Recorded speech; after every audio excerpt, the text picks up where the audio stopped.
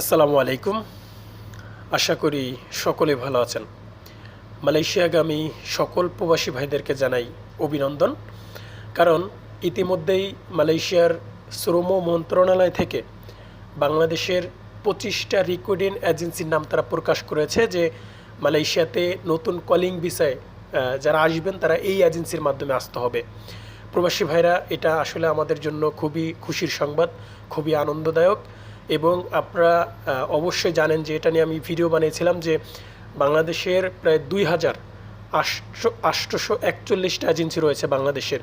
সেই এজেন্সির নাম কিন্তু আমরা গত 6 মাস আগে পাঠিয়েছিলাম এবং সেই এজেন্সি থেকে 2841টা এজেন্সি থেকে প্রায় 25টা এজেন্সির নাম তারা প্রকাশ করেছে এবং তারা বলেছে যে এই এজেন্সির মাধ্যমে মালয়েশিয়ার কলিং ভিসায় আসতে হবে এবং এই এজেন্সির মাধ্যমে আসলে প্রতারিত হওয়ার কোনো সুযোগ নেই।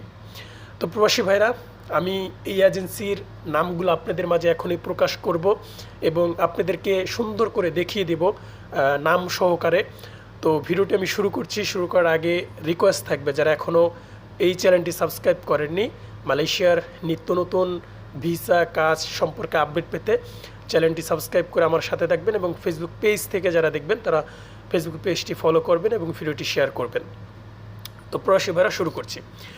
দেখেন, আমার স্ক্রিনে একটা ভিডিও দেখতে পাচ্ছেন। আপনারা সরাসরি আপনাদের ক্রোমে যাবেন। যদি আপনারা নিজে নিজে চেক করতে চান তাহলে আপনারা এই স্ক্রিনে যেরকম দেখানো হয়েছে সেইভাবে আপনারা করে সার্চ করবেন।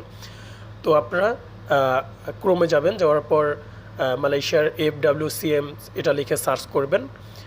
সার্চ করার পর এখানে দেখতে পাচ্ছেন মালয়েশিয়ার যেই সংশ্লিষ্ট শ্রম মন্ত্রণালয়ের যে ওয়েবসাইট সেটা এখানে শো হবে। আপনারা ভিজিট করবেন এখানে আসার পর এখানে ক্লিক করবেন। ক্লিক করার পর আপনি একটু নিচে স্ক্রল করবেন। স্ক্রল করার পর এখানে দেখতে পাচ্ছেন যে রিক্রুটিং এজেন্সি, তো এখানে ক্লিক করবেন। ক্লিক করার পর আপনারা দেখতে পাচ্ছেন যে বেশ কিছু এজেন্সির নাম শো হয়েছে। তো উপরে দেখতে পাচ্ছেন যে কান্ট্রি সিলেক্ট। তো কান্ট্রি সিলেক্ট করার পর এখানে দেখতে পাচ্ছেন যে মায়ানমার, ইন্ডিয়া, নেপাল, তারপর হচ্ছে আমাদের বাংলাদেশ। তো আমাদের দেশটা আমরা সিলেক্ট করব। তো সিলেক্ট করার পর এখানে দেখতে পাচ্ছেন যে এজেন্সির নামগুলো চলে আসছে। দেখেন, আপনারা পড়ে নিতে পারেন এবং লাস্টে দেখেন 25টা এজেন্সির নাম। তো দেখতে পাচ্ছেন এজেন্সির নাম সহ এখানে তারা দিয়ে দিয়েছে যে এই এজেন্সিতে আসলে প্রতারণার কোনো সুযোগ নেই। দেখেন,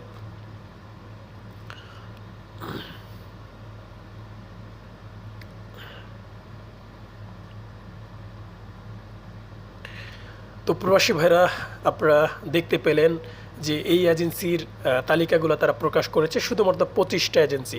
তো এই এজেন্সির মাধ্যমে যদি আমরা আসি তাহলে আমরা কোনো প্রতারিত বা কোনো দালাল বা অবৈধ এজেন্সিরা আমাদেরকে ঠকাতে পারবে না বা আমাদেরকে কোনো আসলে ঠকানোর কোনো চান্স নেই বা আমাদের কাছ থেকে টাকা মুকা মারার কোনো সুযোগ নেই এই এজেন্সির মাধ্যমে যদি আমরা আসি। এবং প্রবাসী কল্যাণ মন্ত্রণালয় থেকে এই এজেন্সির নামগুলো সিলেক্ট করা হয়েছে যে যারাই মালয়েশিয়াতে আসবেন তারা এই এজেন্সির মাধ্যমে কাগজপত্র বা আপনাদের ডকুমেন্ট তারা জমা দিতে বলেছে।